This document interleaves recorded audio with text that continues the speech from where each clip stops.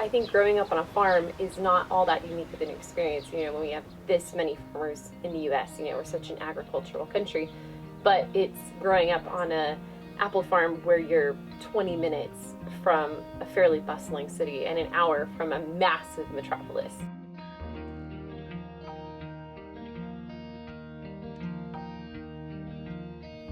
It's such a unique lifestyle given the demographic of your surroundings that makes it different. I think that that's, for me, made myself in my mind growing up being a little bit more unique, that I actually didn't realize until I was probably like 15 or 16 what a unique and different lifestyle it was that we had.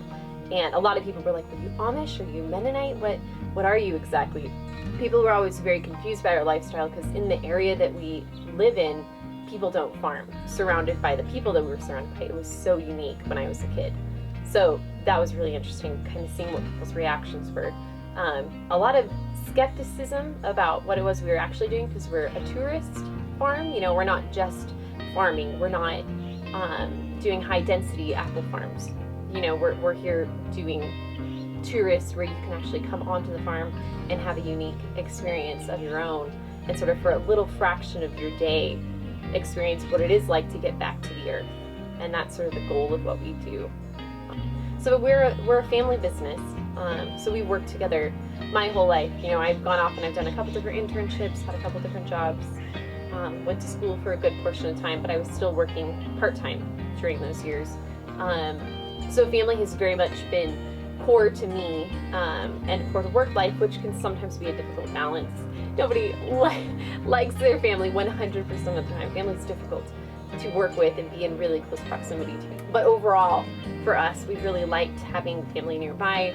Again, it's not that unique historically to live close to family. It really is just now where people expect you to move out of state automatically.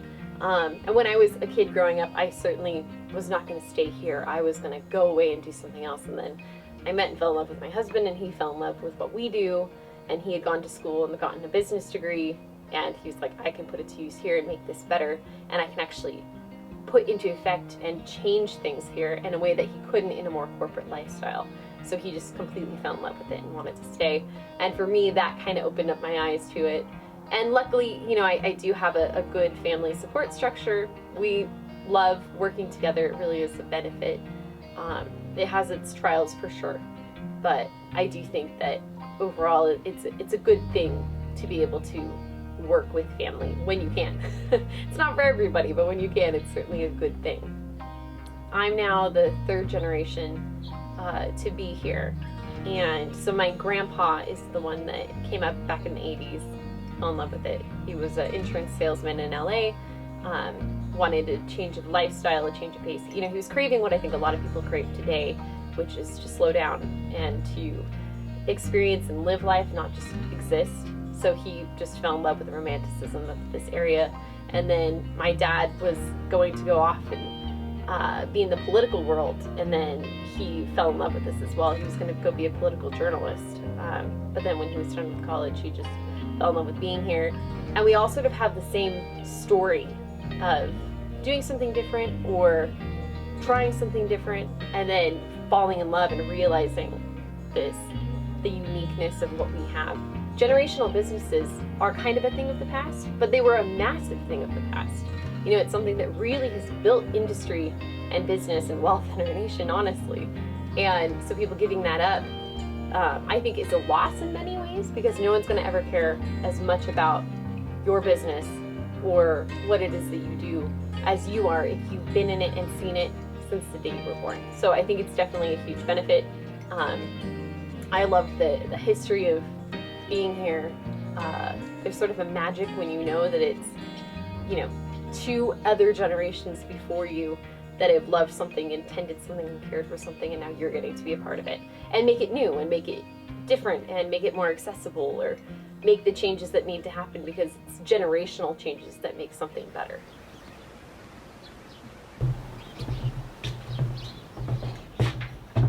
Hello. Hello. How you doing? Good morning, you look Good beautiful. morning. Thank you. You do too. I like that you're growing your hair out.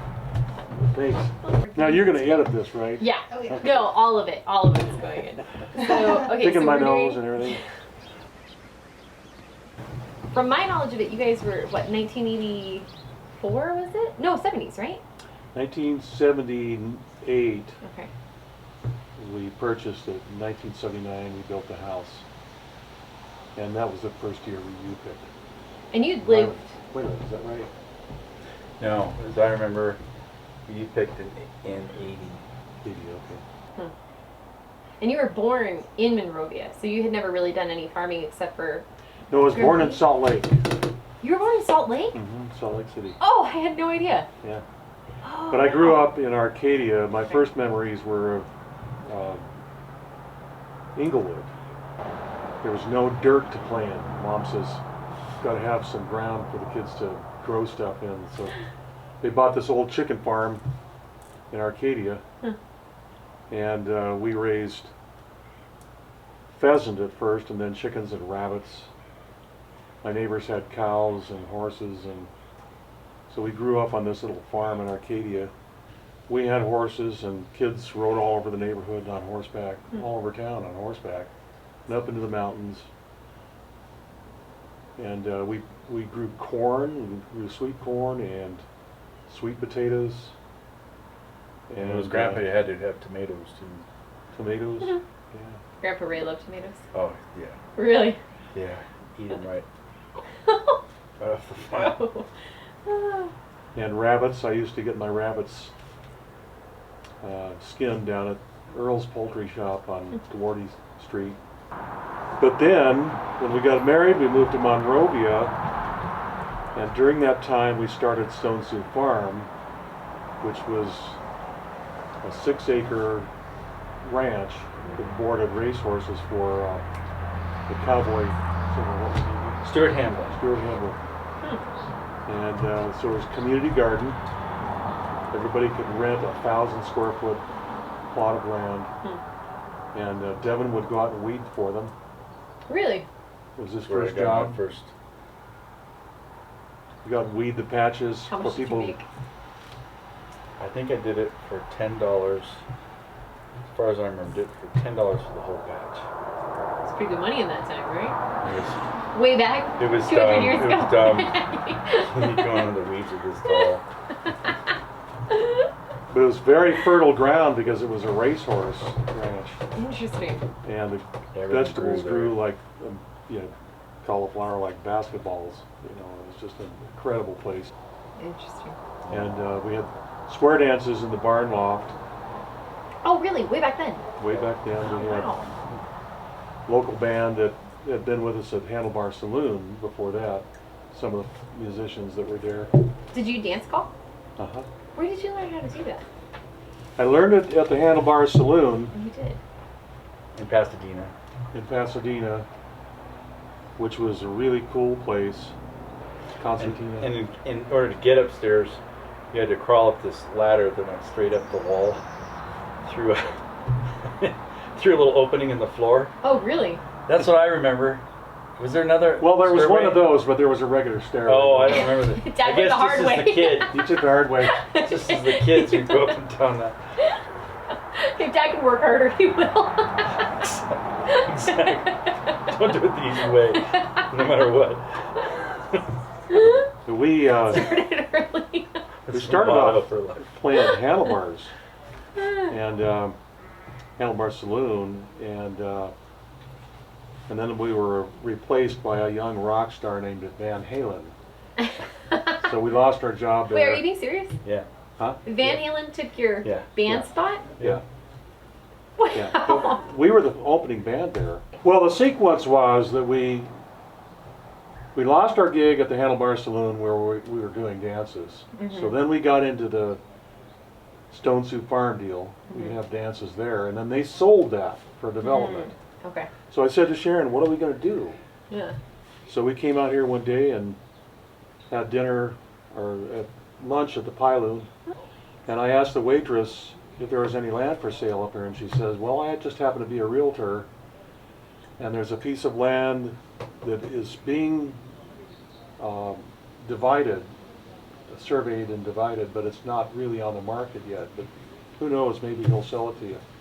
So I made an appointment a week later, and it came up. I don't know if I brought you boys or not. Nope, not to that one.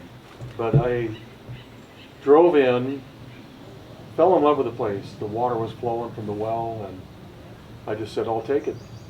And you were a salesman at that point, right? Or insurance, right? Yeah. So then I met Blackie. He says, do you want to develop it? Do you want to put a subdivision in? And I said, no. He says, well, what do you want to do with it? And I said, I just want to raise my kids up here in the country. And he said, you'll do it. We made the deal, and that was it. He had a shotgun at that visit, didn't he?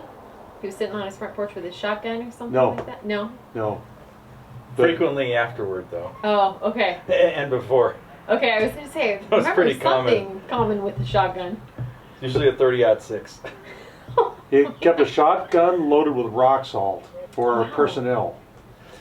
And then a 30-30 for shooting out the tires of the water trucks if they came up to check the water flow. Wow.